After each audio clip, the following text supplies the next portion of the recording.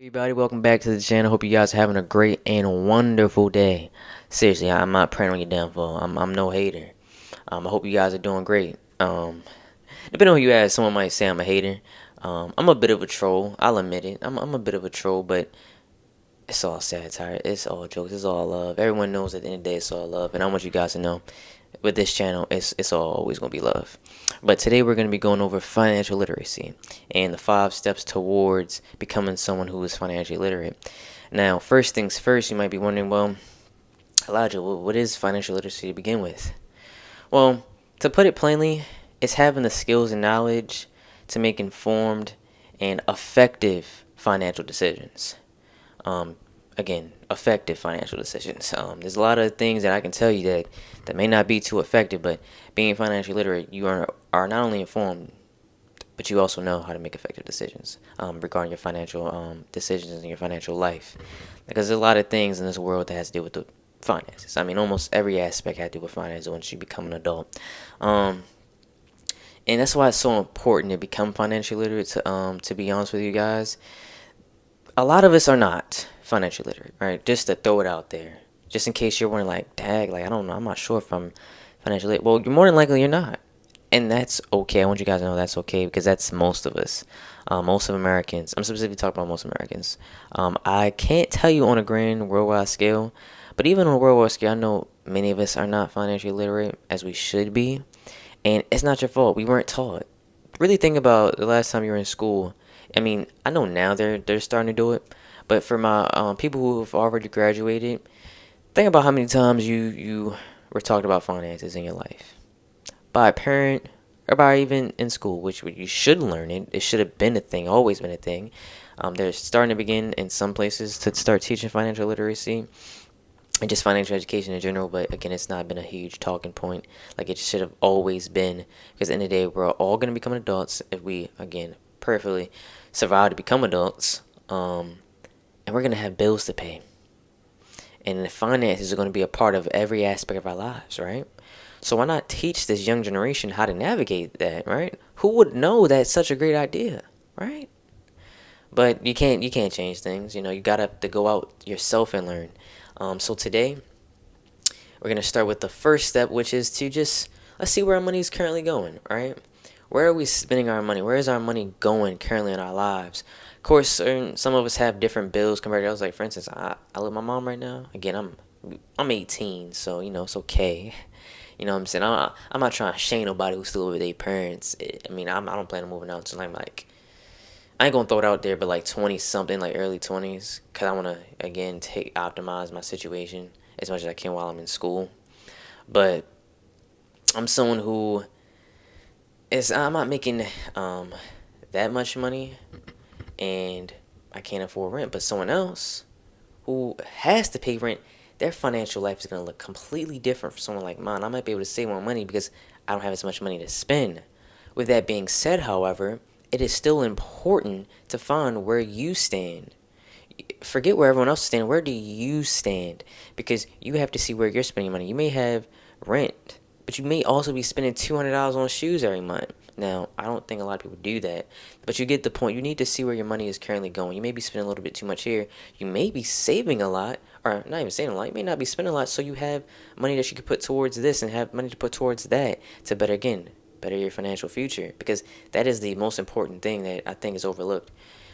Short-term gain is amazing. I mean, any gain is amazing, but it is nowhere close to that long-term gain.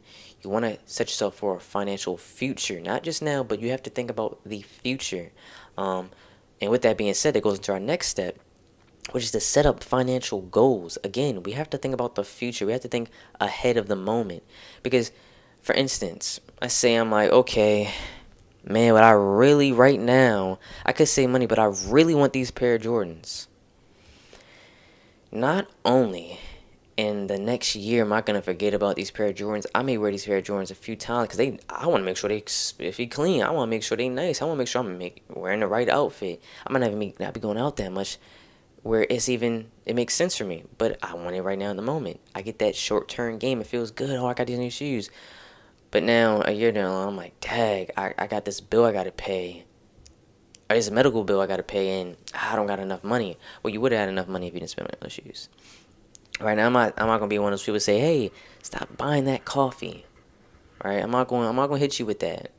But again, just set financial goals. And what is gonna help us achieve these financial goals is the third step, which some of you may feel a little iffy towards, but just try it. And that's create a budget.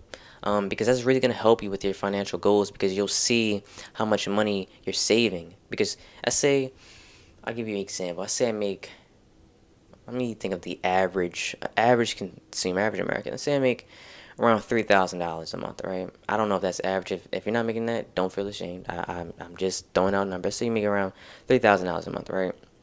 I say your rent is 1,200, maybe more, but again, we're just going with 1,200, right? Now, let's say your car. I'm gonna throw this out here right now. I currently don't have a car, so I don't know how these car payments and car insurance and gas work. But I just know it's a lot of money, right?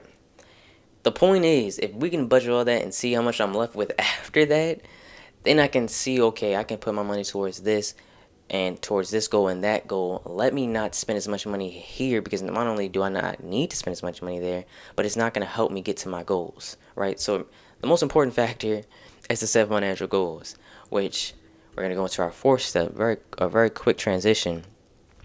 Expect the unexpected, please. I know you guys had to hear this term before, and if you haven't, I'll just let you know. Save for an emergency fund, please.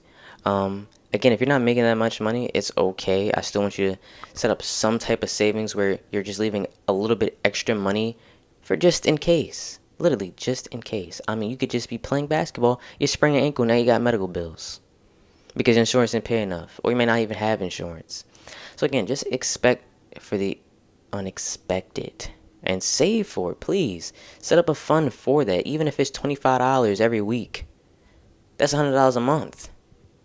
Like, that's $100 a month. Heck, if it's $25 a month, right? Let's say we're really not making enough, and it's just $20 a month. That is better than nothing. I promise you, that is better than nothing. I'll take it. So please set up an emergency fund. Please expect from the unexpected. And we're gonna go to number 5. Invest into yourself. And no, I don't mean buy Tesla stock right now because it's down and it's a huge discount. Oh, get this rental property because in 10 years it's going to be worth this much, and we're going to use this unit, we're going to sell it, and then they're going to pay off the... No. We're not getting anything complicated like that. Simply invest in yourself. I'm going to give you an example. A gym membership is investing in yourself. A culinary class is investing in yourself. Because, heck, now that I know how to cook, I don't have to go out as much now. I can just cook for myself, save me a little bit of money. Gym membership, yeah, I'm spending money, but guess what? Now I'm healthy, I'm fit, I'm improving myself. Investing in yourself simply means spend money towards things that's going to actually benefit you. Okay? A pair of Jordans is not actually benefiting you. Respectfully, it's not. Going to a concert is not actually benefiting you. Not saying you can't do nothing fun. That's not the point of this. But invest in yourself. Put a little bit of money towards something like, I'll give you a really good example. This lighting. I have a ring light, right? You can clearly see. Oh my god, I don't know why I did that. I did it again on purpose. The second time I did it was on purpose. Alright, because I know that's going to look crazy. But I got a ring light. You can't see it, but something holding it. Holding the phone. I got this mic. I took a little bit of money out of my savings, and I decided, hey, let me invest into this because I want to create a YouTube channel, and I want to grow my YouTube channel, and I need things to get there. That was investing into myself. As simple as that. Just investing in yourself. Because you want to grow. The huge thing that we're forgetting is that long-term growth. And maybe YouTube channel, it will grow. Because you know what I said, we get into 1 million subscribers. It may be a year, 2, 3 years from now, we're going to get there. And then I can buy maybe a actual camera. Because I'm using my phone, right? I can buy an actual camera. Or I can buy a better mic. And again, I would just be investing in myself. And just doing better and better.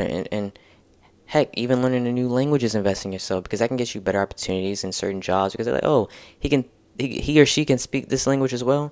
And again, it's very beneficial for yourself. So again, it's not just about stocks when it comes to investing. That's a misconception. That's not what investing in yourself is about. So just keep that in mind. And again, remember the 5 steps. We need to know where our money is going. Knowing where our money is going is going to help us set financial goals. What's going to help us set financial goals is budgeting. What's going to help us is also going to help us expect for the unexpected because we have a budget now. So we see how much money that we're being left over with, and we need to, again, save for, again, things can happen at any given moment. So it's best to prepare for that. And 5, again, just investing into yourself. So those are the 5 things that are going to help you get it's like a beginner's guide towards financial literacy. But just keep that in mind, please. And if you need to look back at the steps and look back at it just for some needed guidance, at the end of the video, I'm gonna post some things because I decided to make a PowerPoint for you guys. Just if reading's better for you, if that's a better way for you to learn, I decided to make that for you guys. That kind of goes in the more specifics of it all. So I'll post that towards the end. I'll post a few slides. But I hope you guys have a great and amazing rest of your day. Have a great and amazing rest of your week. And peace out.